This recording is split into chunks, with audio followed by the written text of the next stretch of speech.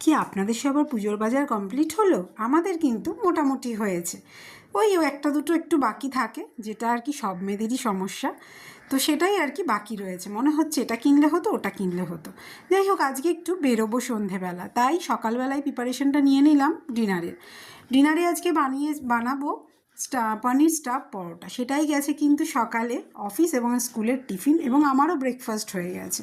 সেই জন্য একবারই বানিয়ে রাখলাম, যাতে রাত্রিবেলা এসে আর কষ্ট না হয়। কারণ অভিষেকের সঙ্গে আজকে একটু বেরোনোর কথা আছে। কারণ ওই যে সামনে দুর্গাপুজোর পরেই তো আমাদের কোজাগরি লক্ষ্মী পুজো।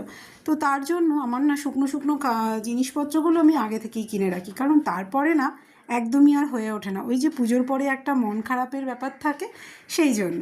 যাই হোক, রাস্তায় বেরিয়ে দেখলাম আমাদের সুন্দর তিলোত্তমা আরও সুন্দরভাবে সেজে উঠেছে নানান রকম লাইটিং দিয়ে, চেনাই যাচ্ছে না তাকে।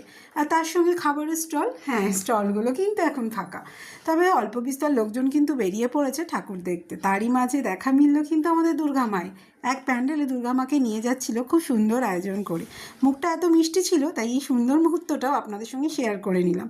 আশা করবো আপনাদের পুজো খুব ভালো কাটুক, আনন্দে কাটুক, সুস্থ থাকবেন।